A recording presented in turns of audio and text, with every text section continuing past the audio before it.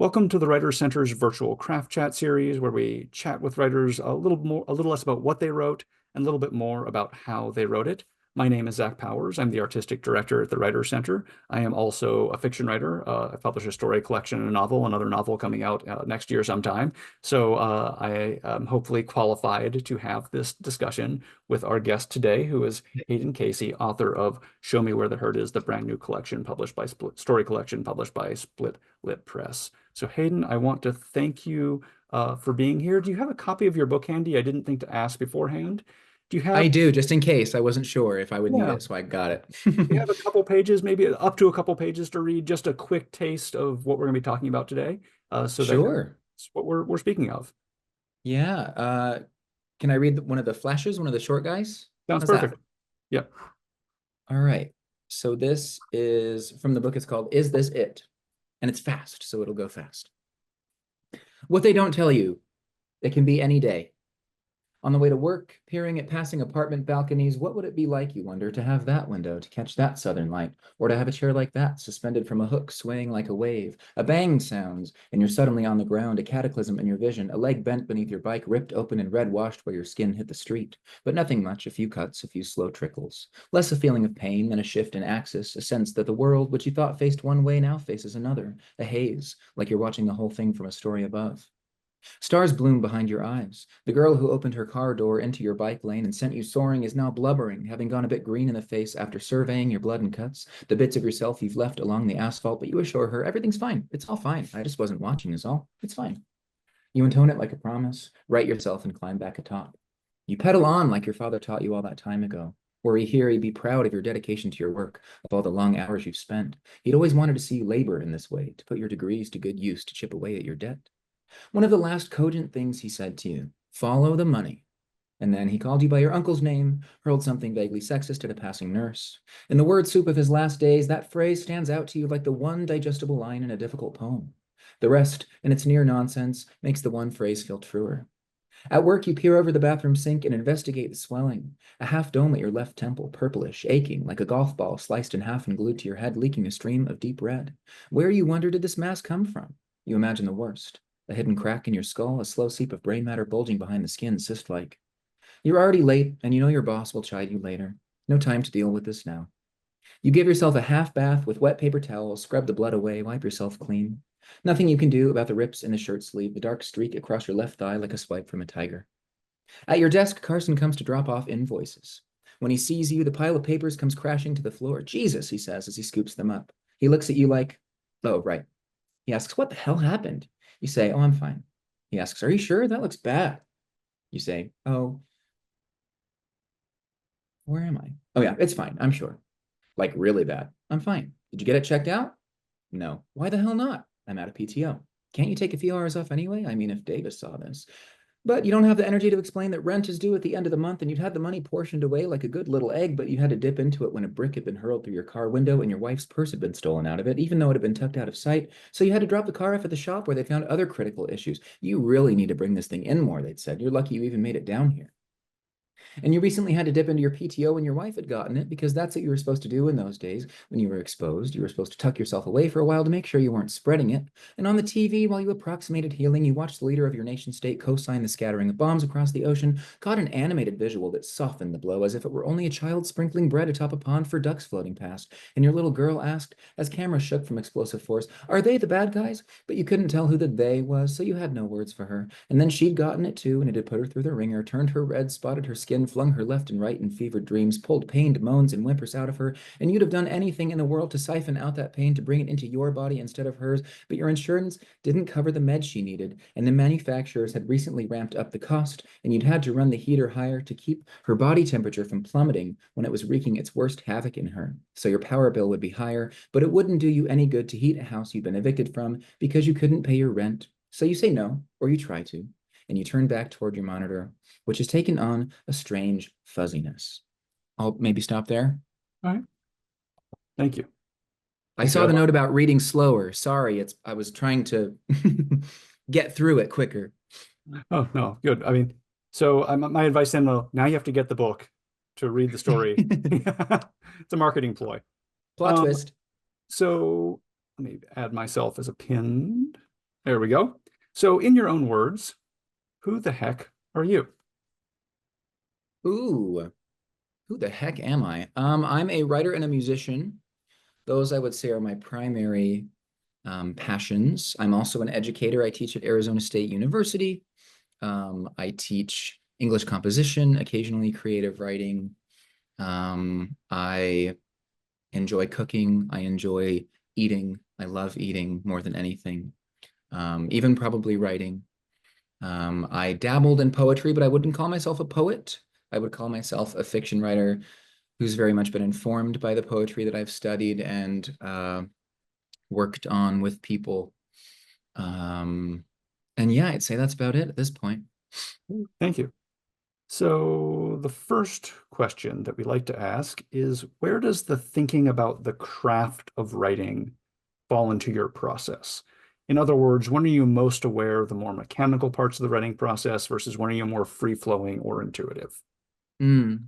This was something that my master's program, which I did at ASU, really, really helped me with because beforehand I was very much a sort of instinctual writer. Everything I did was purely by instinct. A lot of the time, those instincts were correct or led me in a good direction, but a lot of the time they weren't, and I didn't understand why not. I didn't understand what I was even looking for or why it wasn't necessarily serving that particular piece. So at this point, I think after having developed some of that vocabulary and studied fiction, studied story, studied poetry on a much more sort of micro level, it enters much earlier into the process for me. So usually an idea will hit me quite sharply. It'll be kind of a white hot thing that I can't stop thinking about. And that's the sort of excitement that gets me into whatever the realm of that particular piece is, whether it's a novel or a story or a chapter or whatever it may be, a song, because I'm a songwriter as well. Um, the sort of idea will hit, and then I will sort of wander my way in, feel my way around, and then I will start thinking about some craft, some specific craft choices at a certain juncture. What is this the right perspective that I'm currently writing this in? What's the scope of this? What are the stakes?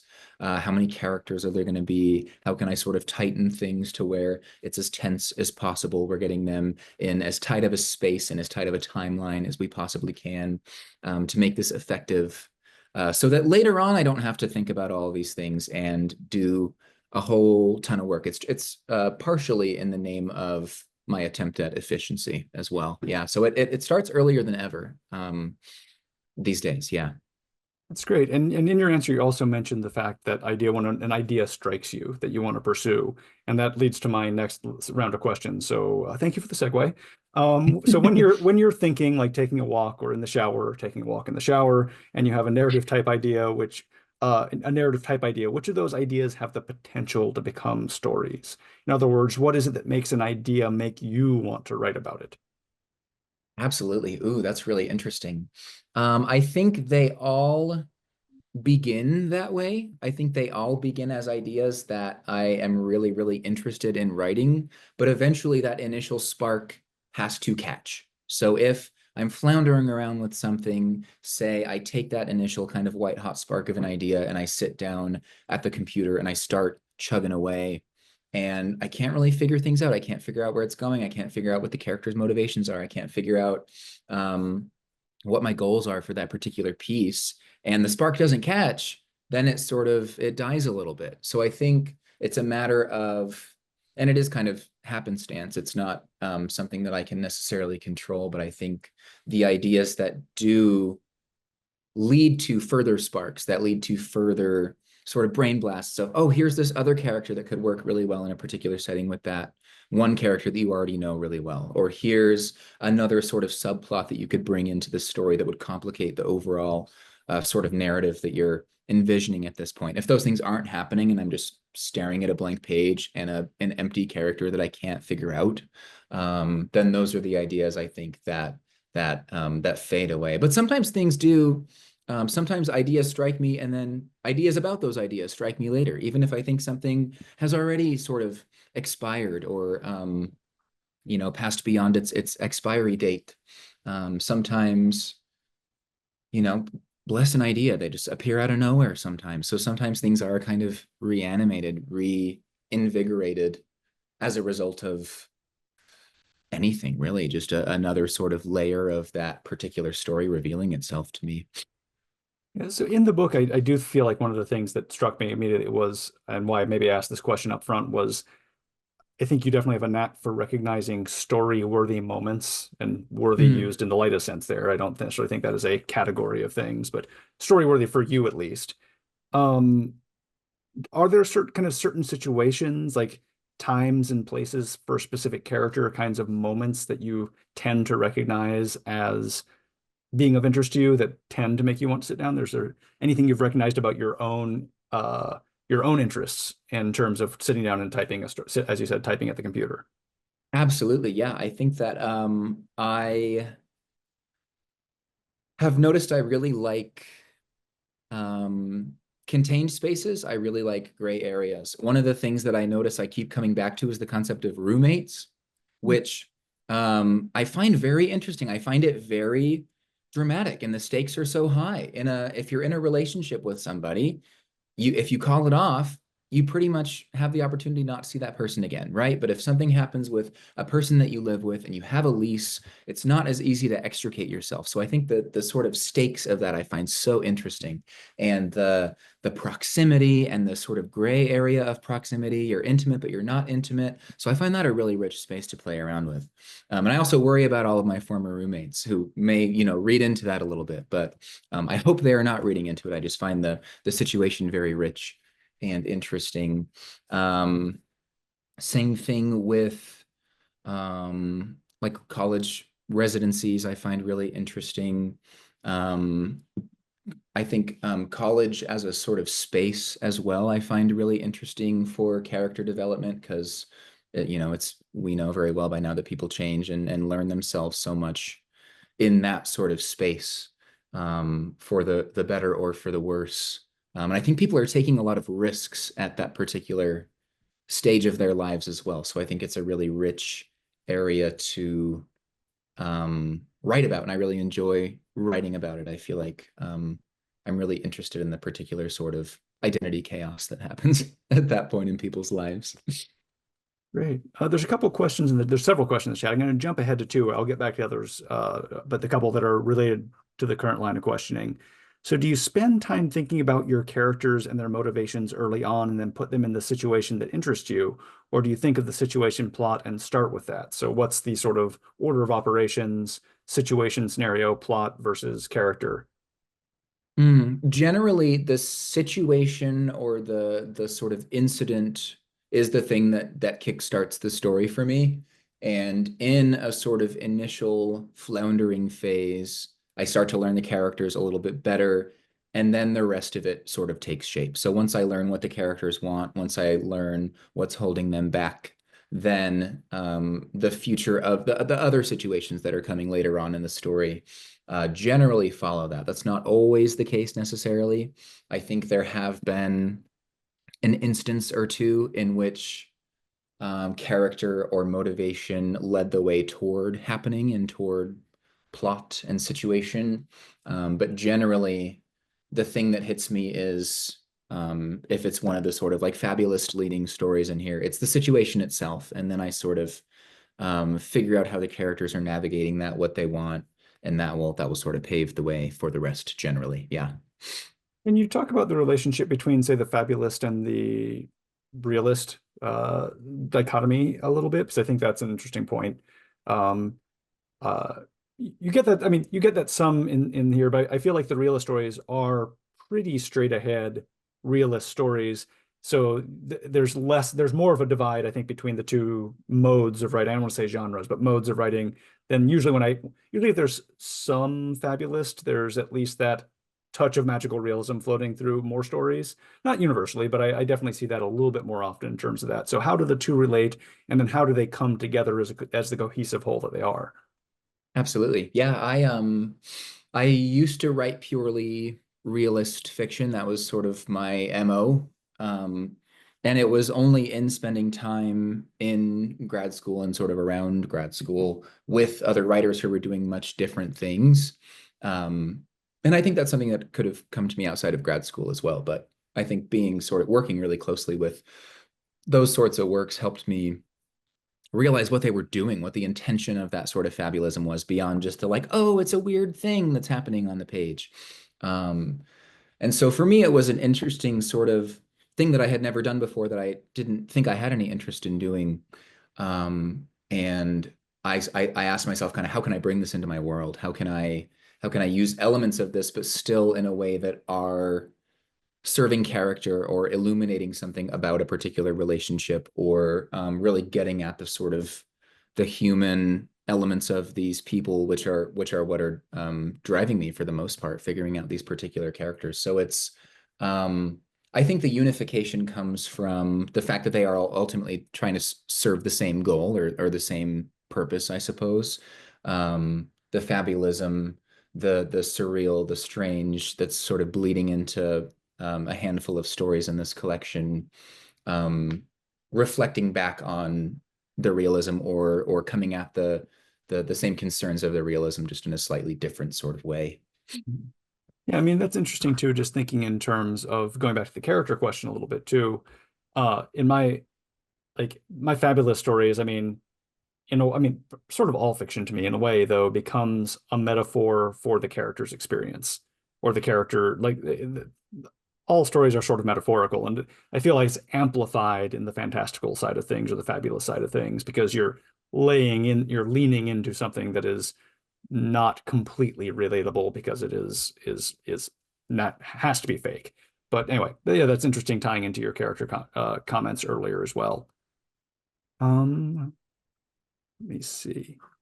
So another question related to some of what we talked about already is when an initial idea comes to mind, do you first think about the problem and solution for the story, like the purpose of writing that particular story to determine if you have something or if it's worth pursuing? What is like that? Yeah, Ooh, that's really interesting. that is interesting. I think the solution, I wish the solution were more apparent to me earlier on a lot of the time. It's very often not. It's very often a thing that I have to think about a lot, work toward a lot. I often will write in false directions and then realize that the floor beneath those particular moments is false, and I'll back up and I'll try again. I'll take a different tack. Um, but also, I do feel like, in a sense, that has been happening less lately, the more that I understand earlier on what my particular concerns are and what my goals are for that particular work. I think it depends on how well I know from the outset what it is I'm trying to achieve. Because sometimes I don't quite yet. I'll have the little glimmer of an idea, and I'll have to figure out what the sort of intent of it is, or the purpose of it is. But more often lately, I've had those ideas that do feel more sort of considered from more different craft angles. So I think the solution has come earlier on, usually, or earlier on more recently than it did before. Trying to figure out if there are any angles of that question that I missed. Purpose of writing that particular story, determine if you have something or if it's worth pursuing. Yeah, so more often than not, I feel good about the fact that I want that thing to exist, or I want to keep working on that particular thing. But sometimes, you just don't, it just doesn't end up going anywhere. Sometimes it doesn't take off. You think it might, and you keep trying and you can't find the solution, or maybe there wasn't a solution all along. I mean, is that process of discovery part of what motivates you to write too? I mean, is there some value to not knowing the solution in an early phase for not necessarily every story, but some stories? Absolutely. I find it incredibly, incredibly valuable. And it also often those those false steps can also teach me other things about those characters, even if they don't ultimately end up in service of the sort of overall arc of that particular work. They do often illuminate other aspects of those particular characters that might not make it onto the page, but that do make the story and the characters more informed overall. So I think, yeah, no regrets, basically. And I love the process of thinking on the page. Like sometimes the Mm, most rewarding part for me is where I have a lot of unknowing and lack of knowledge is almost more interesting a more interesting writing position than sort of knowing where I'm going. And I like the point where if I'm writing something I don't know and then halfway through suddenly like that's when I realize where I'm going. So there's this build up and something building that has to be something that feels meaningful in that process to me. But I like writing not necessarily to the end, but to the point where I suddenly realize an ending. That's probably my Absolutely. favorite mode of writing is when that happens. That's one of the best feelings in the world when that one thing clicks into place and you can see the roadmap of what's ahead. Yeah. Oh, I feel like such a genius. It's the best. That's what we all really want is to feel like a genius from time to time. Right? Oh, it's the best. So going back to the chat and changing directions a little bit from Hmm. uh, the first question in the chat was what was your path to publication? I'll leave there Hmm. was a second half to it. I'll let you just start there though, because I think that's interesting. Yeah, so path to publication was incredibly long and onerous, and I almost gave up many times. I tried to publish my first book over a decade ago. So I tried right after I got out of high school, right when I showed up to college, I had a novel. I tried to do the whole agent thing, and I've had a series of attempted um, manuscripts since then that didn't land for one reason or another. Often it was just this one thing that would hold somebody back, which is the reality of the thing. But also, you know, you want somebody to really advocate for you to, you know, before they kind of take you on. And so I think it was just a matter of finding that right fit, that right person, that right press in the case of Split Lip, who really, really believed in the particular thing and took it on. So for this particular collection, um, it was through direct submission to the press. So a lot of smaller presses will have open reading periods. Independent presses will have things of that sort to where for a certain part of the year you can submit to them directly, and then they'll gather a bunch of manuscripts and go through them. So I was wandering through Submittable as I often do. There's a little Discover tab that has all sorts of listings for future calls for fiction and poetry and all sorts of things, as you may know at this point. And I saw a call for story collections. And I was like, oh, I don't have one of those. So I just kind of kept scrolling. And then I went, wait a minute, you know what? Because I had been writing short stories throughout grad school and in the couple of years beyond. So I had a sort of sizable collection of stories, but I had never really thought of them as a collection before. I was never writing with the express intent of putting a collection together. I just kind of wanted to figure out the form a little better.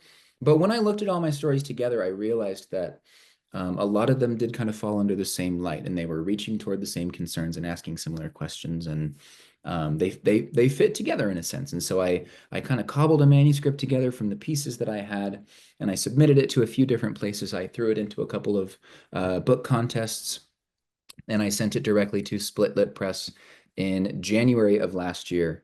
And then May of last year, so about a year ago at this point, I got an email from Christine Langley Mahler at Split Lip, and she said, "We love the book. We want to publish it." And I was like, "Yes!" So, yeah, so they ended up taking it that way. Yeah. Thank you. I think you answered the second part of that question there and also a follow-up question that I got in a direct message. So um, Hmm. let's here's one. We'll stick with some technical side of things real quick. Here from the chat, I'm thinking about applying to the MFA in creative writing poetry programs in the fall. Hmm. You have any advice on that? And they also mentioned they're not a native speaker of English, so they have concern about language there as well. Absolutely, yes. I feel like I've said absolutely like 900 times, but absolutely. I didn't get into I applied to the MFA 2 years in a row because my first year I didn't get in anywhere, as is the reality sometimes. But it was my fault because in reading through all of the advice columns and blog posts and things of people gathering advice, one thing that I saw and went, oh, I don't have to think about that. I don't have to do that, obviously. And I ignored it, was the advice to truly submit your best work, truly submit work that has been polished, that has been edited, that is concise, that is strong, that can really demonstrate what you can do. Because the inclination sometimes, and what I did my first year around, was I sent stuff that I felt really passionate about because I had just written it. So I was having a lot of that sparking going on, right? So I felt super duper excited about the idea. I was like, this is the best thing I've ever come up with. This is going to be the best novel in the world. This is the greatest first chapter from the best novel of all time. And it was not, because it had not, it was very fresh. It was very raw. It was very, it needed a lot of work. And to some extent, they want somebody who they can, they don't want something absolutely perfect. They want to see the potential that you have as well, but at the same time, they want what you submit to be really strong and to be revised. So I would say, if you haven't at this point, I would try really hard to find some folks who can get some eyes on those poems that you're thinking about submitting in that application so that you can make sure that what you're sending in is the best it can possibly be and it reflects you in the best possible way that that work can. Because the writing sample itself is generally considered the most important part of the application. So I would say making sure that that shines is my best piece of advice for you. Good luck. Yeah. And make sure you're in a position to take full advantage of it. Because the Mm-hmm. worst thing would be get to an MFA program and then not feel ready to be there. So do due diligence, be patient, make sure everything is ready for that. So you never want to feel like you end up not getting your money's worth from going to an MFA program. So Absolutely. um, See, I said it again. I just keep saying. absolutely. Let me find another word for next time. We'll see. We'll get there. So back to the chat. Do you have any Mm-hmm. thoughts about writing fiction for readers in our online age? I worry sometimes what social media blogs, etc., have done to my ability to focus on a story or novel the way I Mm. should. I just don't seem able to sink into a narrative the way I once could. So, any thoughts on writing in our online age? That's really, really interesting. Yeah. I have noticed a similar sort of thing happening in myself. And it also, I think, is working in conjunction with my sort of very tired teacher brain. I think that's also having an impact on my ability to sink into narrative, to focus and concentrate on narrative. And I think that's also one of the things that has drawn me toward a shorter form. There are a couple of flash pieces in this collection, and there are more that I am working on all the time because I really I enjoy the ability to enter into a space, spend a couple of minutes with it, and get something out of it, even if you don't spend an incredibly long amount of time with it. And I feel similarly about um, shorter chapters, I think, when I'm working on, because I write novels as well. I have one coming out later this year, and I was working on something over this past year, and I think a lot of the chapters have shortened themselves into more digestible chunks. I think in the interest of um, readability in the sort of in the world today. Um, I had one more thought, and it's floating away. I can see it. I can't find it. It's gone. Absolutely. That's the, Absolutely. That's what it was. It was the word absolutely. and Um, I'd say too, I mean, it's really hard to write with that intent too, right? Like yeah, writing in response to changes based on the onlineification of the world.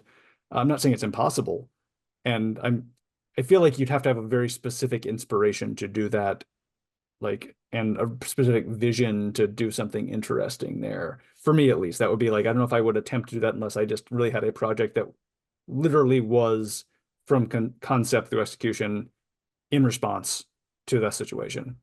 absolutely. See? Oh my goodness gracious. I wasn't even doing that on purpose.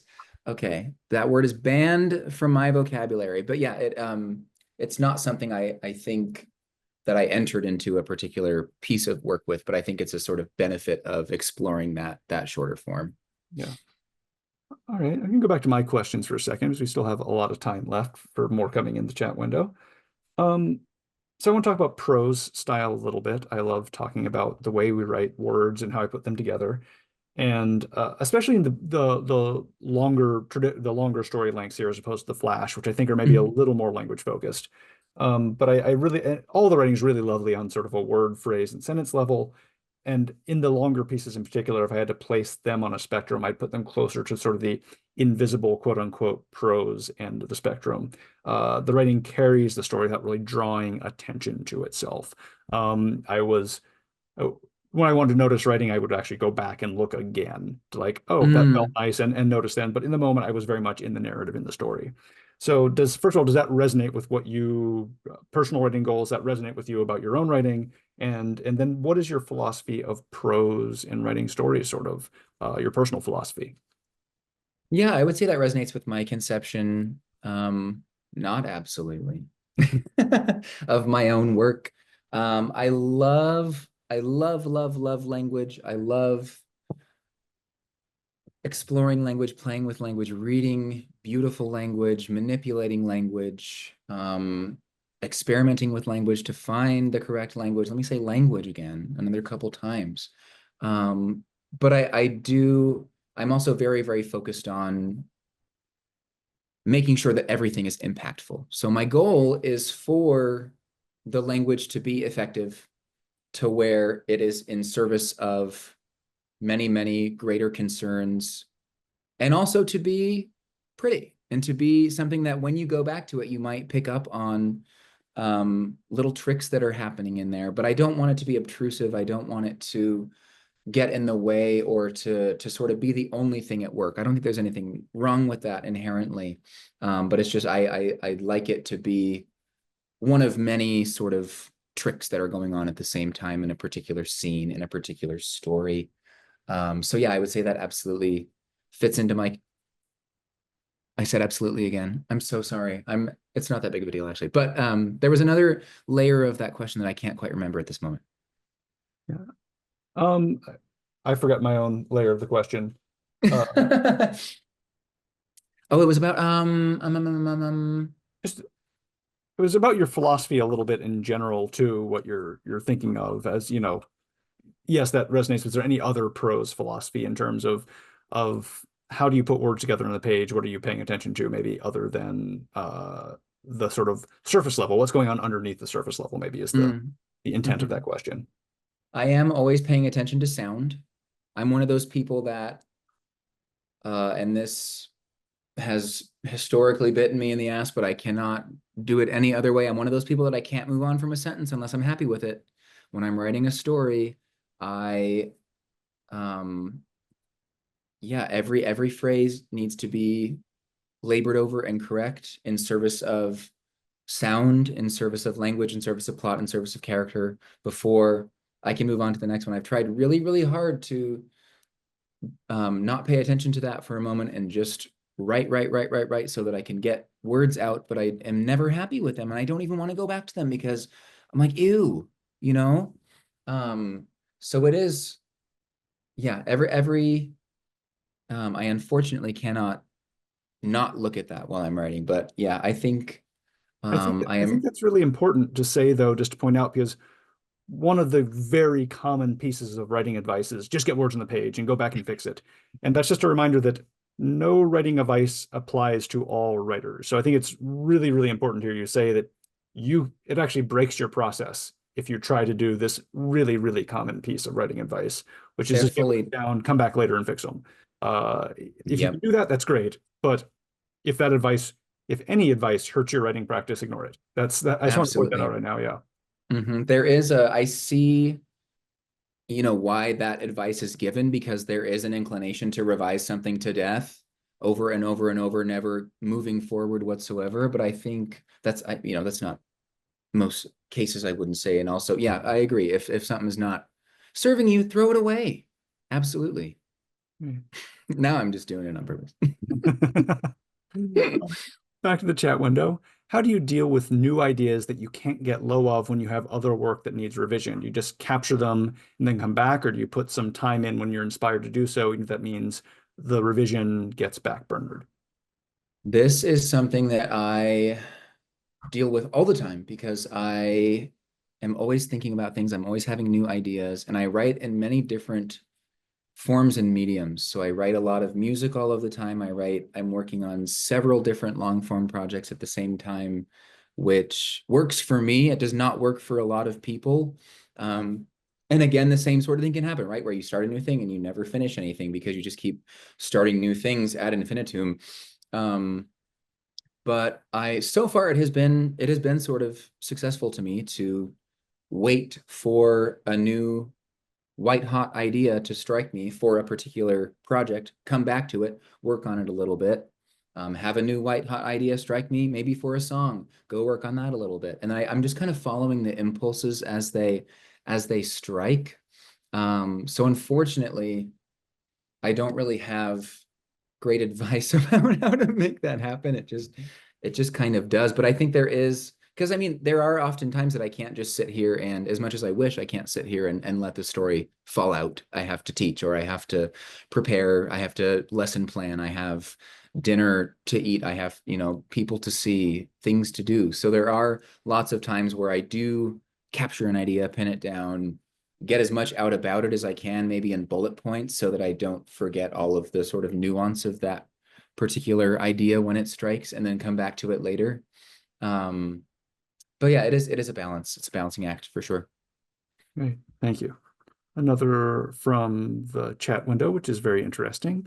I tend to write prose pieces that are highly poetic and metaphorical in style and imagery, and that sometimes I fall into a descriptive binge and forget about the events. Is that okay with flash fiction? Any advice on addressing this? They say problem, but I'm not going to say problem. This situation. Yeah, I would say problem is not the word whatsoever. I would say attribute, quality, perhaps, because I don't think there's anything wrong with that whatsoever. I think it depends on readership. There are lots of places that are very, very thinking about, the publishing world, which is a sort of big concern. There are lots of places that are looking for things that are resisting the normal bounds of what we consider fiction, what we consider a short story, what we consider uh, any sort of thing to be. So I think, to an extent, yeah, I think focusing on image, focusing on style, there's nothing inherently wrong with that. And it also might be bringing you into a sort of hybrid space. Maybe you're working in a sort of prose poetic hybrid space. Maybe you're playing between genres in a different way. And I think, yeah, I think if you're excited about it, and if it's something that feels correct to you, if there's enough momentum, I think, in the way that the language is operating and the way the language is moving, I think that absolutely can work. I don't think there's anything there's not a problem. Absolutely. Thank you. Another question from the chat. How do you grab people's attention immediately? Ooh, that's a good one. I don't know if it works. So I can't, sort of attest to the fact that this will guaranteed work for you, but I think starting as close to the action as possible, whatever action looks like for that particular story. Sometimes there's a tendency to sort of preamble with some meandery sort of, supplemental information, backstory, context, whatever, and then the sort of immediacy of the moment will come later. But one of my favorite tricks is to sort of flip those to where we get the first scene is the bit that's throwing us right into the action, and then we can work some of the sort of supplemental stuff in later along the way, to where a reader's attention is more likely grabbed, although I can't, again, guarantee. I'm also a fan of a hooky sort of first sentence. Oftentimes they're short, they're catchy, they're doing something with sound that's fun. Maybe they're flashy in a sort of um, dramatic way. I don't know. There's all sorts of different ways I go about it, but I put a lot of pressure on a first sentence to do as much work as it possibly can, not only in a sort of expository way, but also in a way that if I read that one sentence, would I want to read the rest of the paragraph? If I read that one sentence, would I want to figure out, if it's opening a question, would I want to figure out what the answer to that question is? If it's introducing a conflict, do I want to figure out what the resolution to that is? And different readers have different tastes, so the only taste you're really going to have access to is your own. So, like, can you learn that critical detachment to read it as if you were a reader and not the person who wrote it? And Mm-hmm. does it make you want to do that? And that, I think that comes with time and practice and practicing revision. You learn to have that sort of step removed reading ability too. Agreed. Never perfectly, never as perfectly as another reader, but you can get more into it. Um, the chat window is coming with some tough and good questions here. Um, Love it. how do you address the quote unquote I in a story? So first person I. Ooh, in the sense of how do I write a first person? Or in the sense of addressing I a think it reader? seems to me as in addressing a first person, or I guess perhaps even the narrator who might be a third person narrator, but technically is a sort of I. So Okay, as broadly as possible. Yeah. I'm gonna take a stab at this, and then if this is not the sort of angle that you were wanting me to cover this from, you can certainly clarify or add another question as totally fine. Um, but in terms of first person, I do find first person to be the most. I think most of the stories in this collection are in first person, and it's my natural sort of inclination to go for first person. I find it very immediate. I find it very immediate, and I'm finding myself actually working more in third person spaces, but I really enjoy the confinement of a first person narration, especially if it's somebody who is really in their head, really having a lot of complex thought processes, revelations, a moment of crisis, whatever that may be. I find it really, really enthralling and enlivening for me as a writer to not be able to get out of that space, to figure out how that particular character is getting through that space. So for me, I'm reaching toward that perspective for um, the characters who are experiencing things like that. But I also am a big fan of an observer narrator. I'm a really, really big fan of a Nick Carraway sort of type, somebody who's watching what's happening to somebody else, watching somebody else go through a moment of crisis or have an extreme sort of moment in whatever situation they're going through. Because I enjoy the gap there. I enjoy the space between those two characters, the observer not fully being able to figure out necessarily or understand what's going on in the other person's head, but maybe making their best efforts to help or to be there or to be sympathetic. And also the potential complications of that narrator, what they're bringing to the table in whatever that sort of situation is. So perspective is yeah, a really fun sort of puzzle for me. And sometimes it changes. Sometimes I'll start a story and think it's going to be in one perspective, and it turns out it's absolutely not going to be in that perspective. And it changes as I go, as I figure out again sort of what the wider workings of the story are. So again, if you have other aspects of the eye that you would like me to touch on, please let me know. One of my favorite eyes is the first person narrator who is observing the main action, but experiencing their own story through the process of observation. Nick is actually not super strong in that. He sort of is, Agreed. but there are, yeah, I love that suddenly this narrative is working on two levels. Anytime something in a story works on two levels at once, it's like way more interesting to me, and way more engaging. Fully agreed. Another question from the chat. I have a couple more I'm saving for later. It has taken me Mm. some time to come up with some kind of a revision process that I can rely on and gets me to a finished piece for beta readers, developmental editing, etc. Do you have a particular revision process for your work? Unfortunately, it's incredibly different for every single thing. And I'm realizing as well that I've written a large number of novels at this point as well, which hopefully some of them are going to make their way into the world. Hopefully some of them never ever do and remain, they explode when my computer, perishes someday, and they never ever see the light of day. But um, I've really learned that I've learned essentially through this to listen to the work itself, to pay really close attention to what a particular piece is asking me to listen out for, to pay attention to give some more thought to, because the things that one story needs are not going to be the things that another story needs.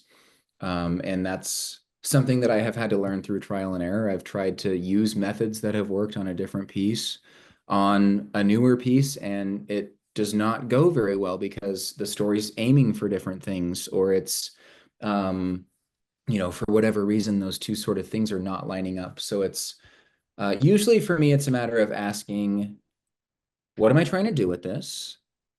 And then going through to make sure that everything I have in there is helping me further those aims, helping me get closer to a potential answer to that question that I'm opening up, or a series of potential answers to a series of questions that I'm opening up. So yeah, it's really just kind of, I have a little check-in with the work. When I've got a draft, I have a little check-in. I say, what are my goals here? How well are all of these different scenes helping me achieve that? How well are all these different characters helping me achieve that? Can I remove anybody? Can I fuse any characters together? Is there a way I can tighten this? Can I condense the timeline? There are some questions that I ask about everything, just in terms of trying to get them, trying to um, get as concise as I possibly can, get as tight with a timeline, as few characters as possible, so that not only to make it easier on a reader, but also just to make it more tense, I suppose, or more allow each of those characters to live a little more sort of fully. Yeah. Thank you. From the chat, do you have any tips for creating interesting dialogue?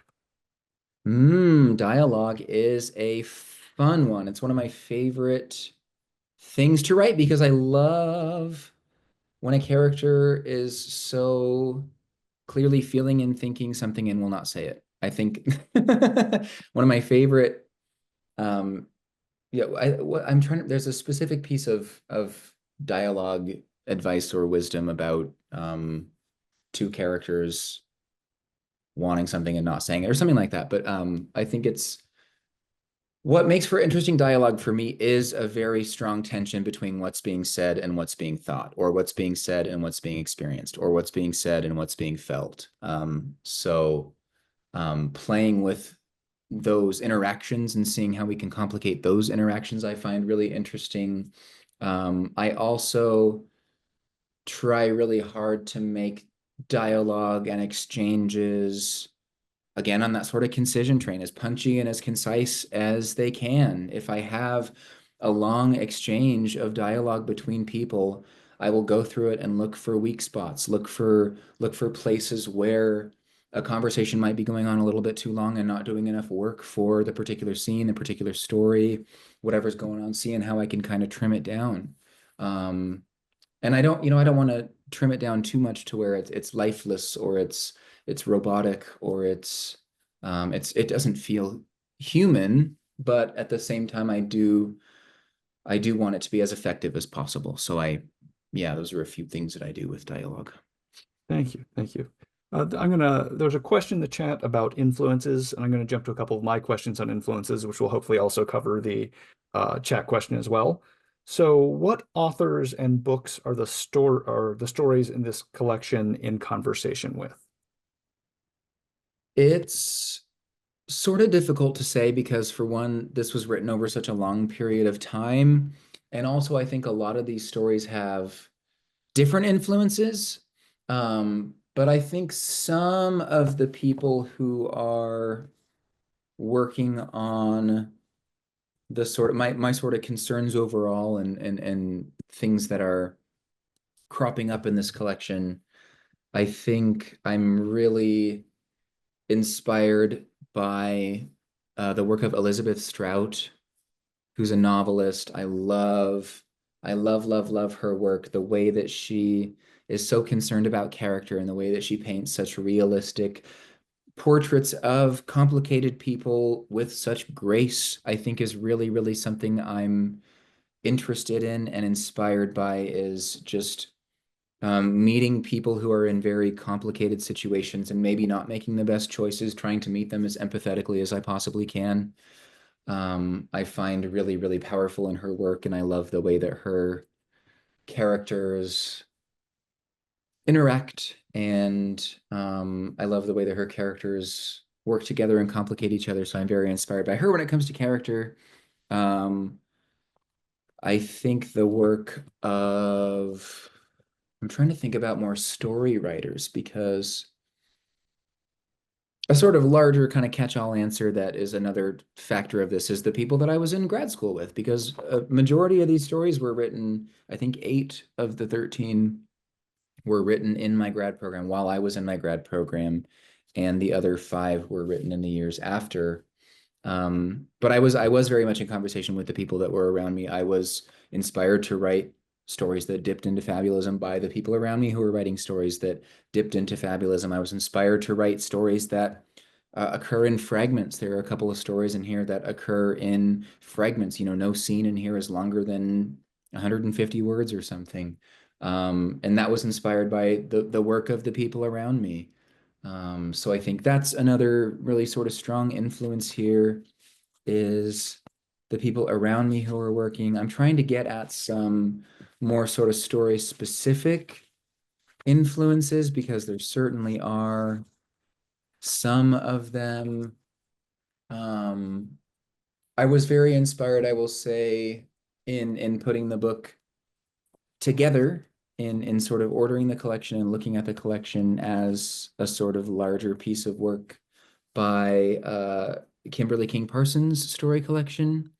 And she's also a big influence on the way that I write stories. I love her sensitivity to her characters, her interest in um, complicated people, and again, sort of painting them in a very graceful, humane, empathetic light. Um, And you've mentioned that a couple times. That's really fascinating to me because I think one of the things that turns me off in writing is when you have a complicated person or a person who's maybe making a mistake, and I don't feel empathy from the author. You don't necessarily need the author inserting themselves, but I feel like there's times where that's just absent.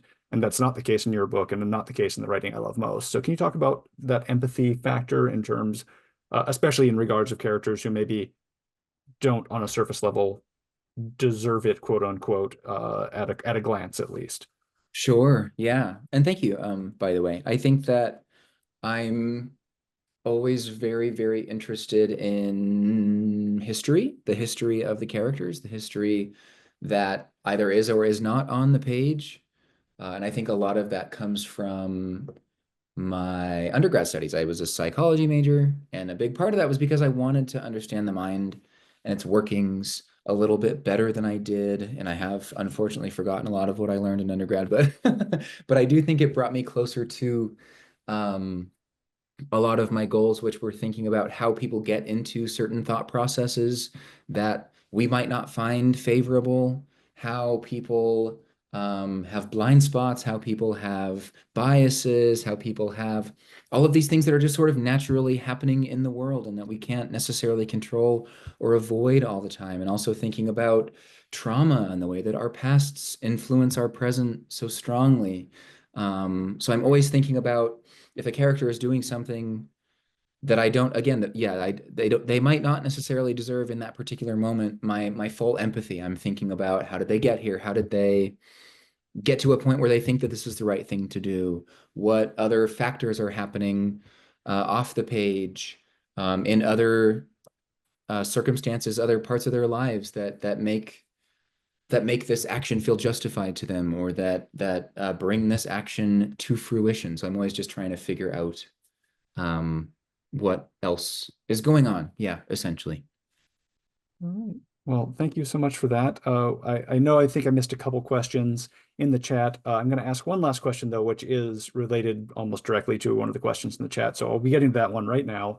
Our final question for the evening is, what's one piece of advice or maybe a couple pieces of advice you'd give to a writer just starting out or to yourself when you started out? A piece of advice to give to a writer just starting out or to myself when starting out. Um, I have about 100,000 things. Let me try and pick my favorite one. I think a piece of advice that I was given a lot when I was younger and that I did not necessarily heed and that I think I should have heeded to a greater degree is to read more closely.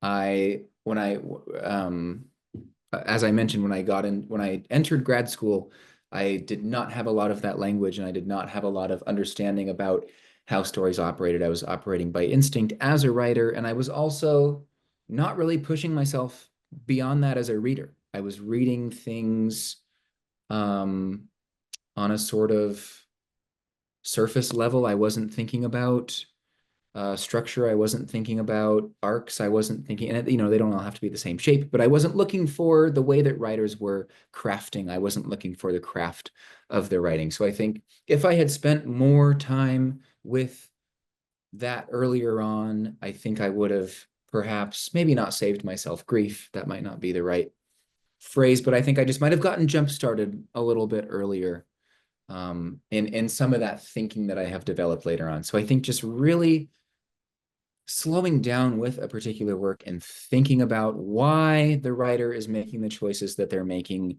has taught me more about writing than maybe anything else. So I think really spending good time with what's on the page and asking yourself questions about it to try and figure out how to get a little bit closer to that. I love that. And I also think doing it even just a little bit once in a while is Absolutely. so helpful. Like analyzing one paragraph.